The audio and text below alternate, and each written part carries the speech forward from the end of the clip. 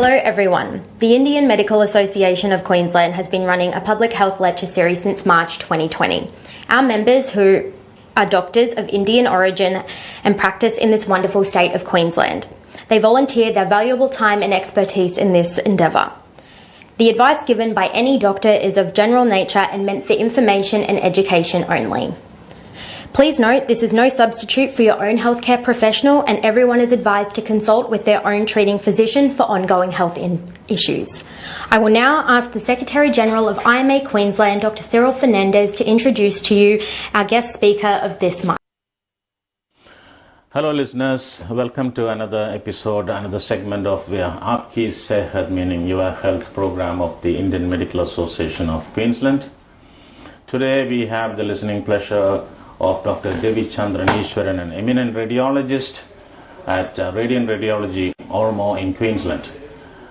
Dr. Ravi, welcome to the program Aapki Sehat of the Doctors of the Indian Medical Association. My first question to you is, Dr. Ravi, please tell us about your educational background, your professional achievements so far as a doctor, starting from your motherland, India. Thank you, Dr. Cyril, for having me on this program. It's been a great pleasure. My entire education was within JIPMA campus, schooling and college in Pondicherry.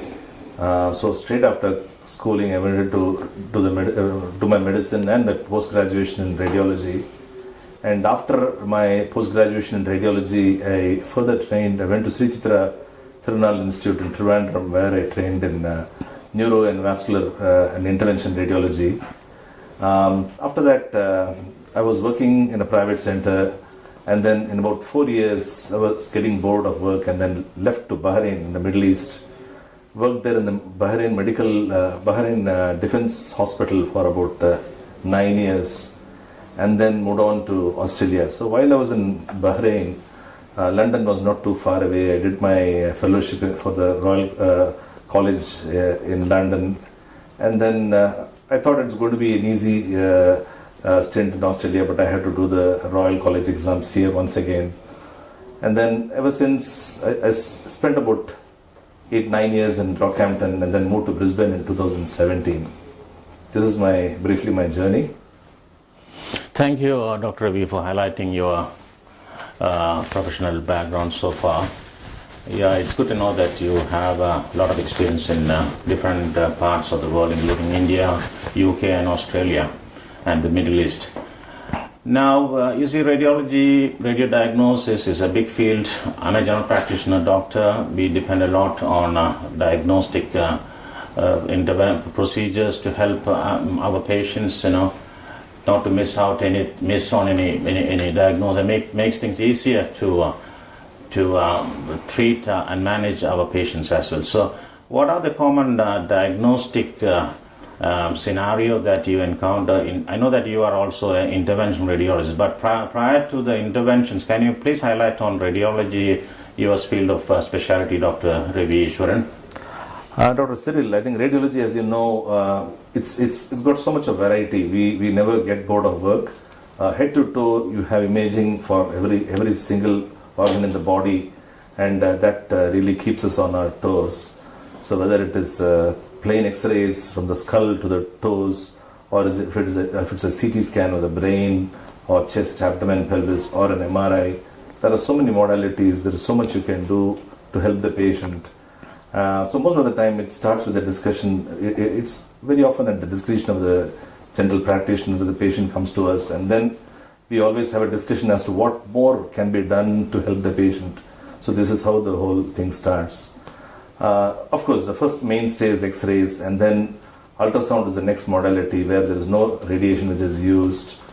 And then if need be, you always have CT scan and MRI. In radiology, we have invested in a lot of new technology. The CT scan we use is ultra low dose, wherein there is about 70-80% reduction in radiation, and the MRI what we have is a very high resolution MRI, wide bore, so most of the patients don't have to get scared of going into the magnet. When it comes to breast imaging, people are again scared of mammograms. What I want to emphasize is early diagnosis is so important, and never hesitate to catch any lesion early, any condition early, because that is going to help in the treatment. So early diagnosis is the key, and that's where radiology comes in. Yeah, that's a good dictum. Early diagnosis is the key. Look, I know that most radiologists have a special liking, inclination to a certain specialty or subspecialty in the area of radiology. Is radiology intervention your area of specialty or special interest, Dr. Ravi? Yes, I trained as a neuroradiologist and intervention radiologist, but it's sometimes so difficult to practice neurointervention. But I do all the other interventions. The most common interventions are musculoskeletal interventions in the practice via, it could be tendon injections or bursal injections, joint injections of steroid. And now we have added on platelet-rich plasma, which is a new modality which has become popular over the last few years, where the blood is taken from the patients and the platelets are separated and injected into the tendons or the joints. A lot of patients have found this very beneficial. And the other very common condition we see are spine. Spine is a big problem. Back pain is such a big problem. So we do a lot of spine injections. Again, spine, you can have injection into the small joints, which is called the facet joints, or it could be around the nerves, which is called perineural injection. And I do other injections, something called epidural injection, which helps in patients, especially when they have multiple level disc prolapse. And what type of patient presentations is the nerve injections that you do? Yeah, I think typically most of the patients would not only have low back pain, they would have pain radiating into the legs or to one side, which means one of the nerves is getting impinged. So the whole idea is do a CT scan or an MRI to find which is the level. And with imaging, with CT guidance, we are able to accurately place the needle very close to the nerve and inject the steroid. So this is one of the things. And our center, we do a lot of cervical nerve injections. It's very sensitive area, such a small area, and I do a lot of cervical injections, which again, neck pain is such a common problem, and people having numbness in the hands or pain shooting into the hands.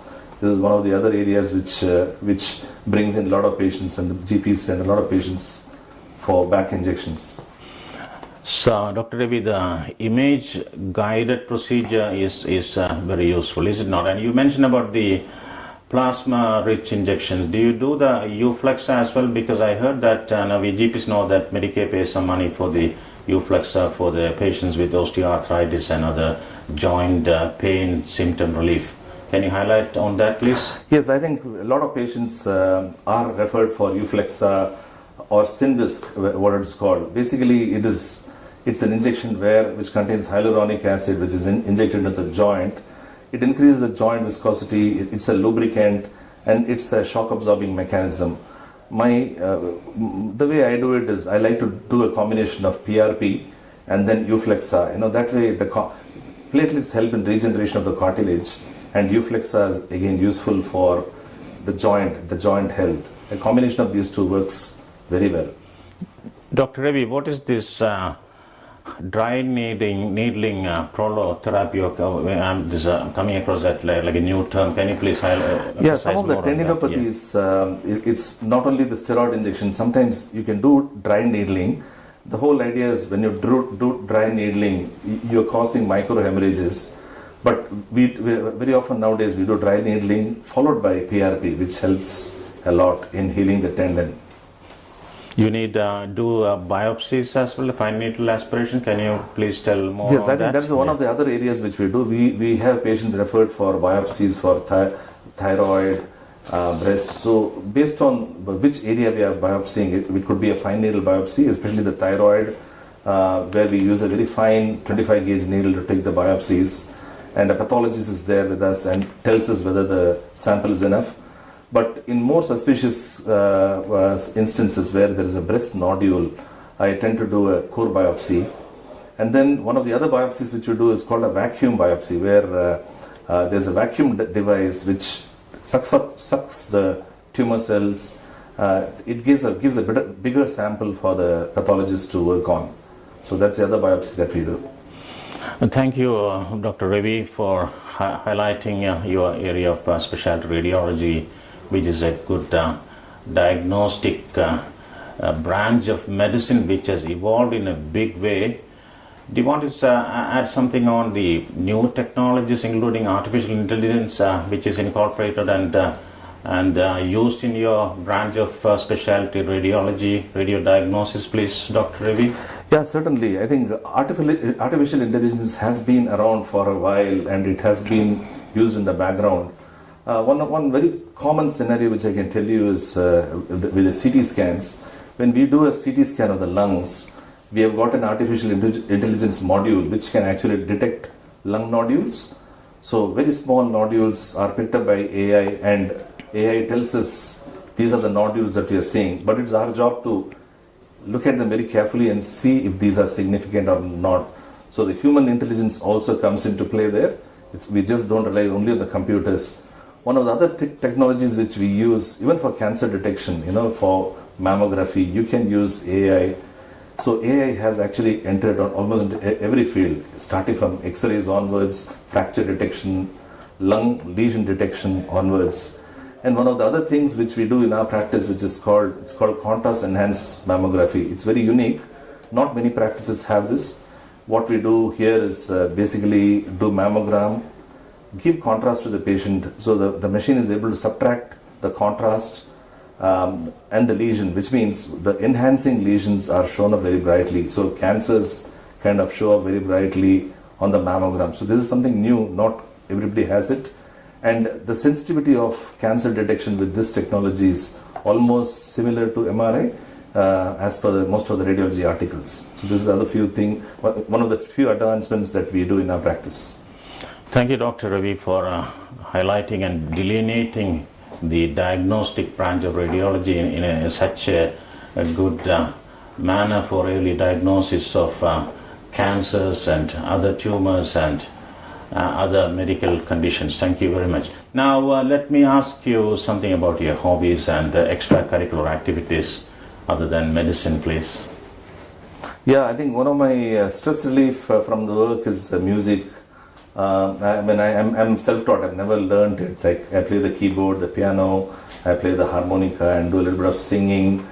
These are my hobbies. And of course traveling, I would like to travel. So these are the major hobbies that I pursue. Can you, when you said stress relief, which is a good thing, so can you give a demonstrator some? I know that I've heard you singing and playing a musical instrument. Can you please enlighten our viewers a bit, please? I'll just play a few lines of something. Let's see.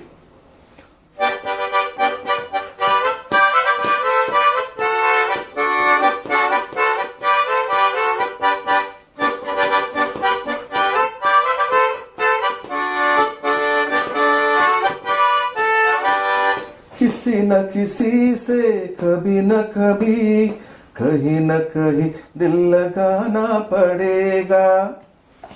That was a good finale finish of today's segment of the Aapki Sehat program on behalf of the Indian Medical Association of Queensland.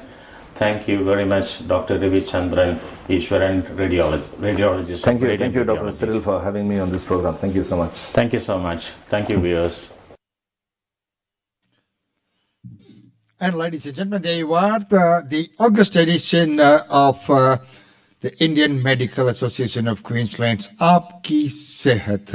And today we looked at radiology centers at ORMEAU, PIMPAMA and YARRABILBA. Another wonderful segment, and thanks Dr. Cyril Fernandez for putting that together for us. So ladies and gentlemen, until the next episode, it's goodbye from us at this point in time. We'll see you in the next episode.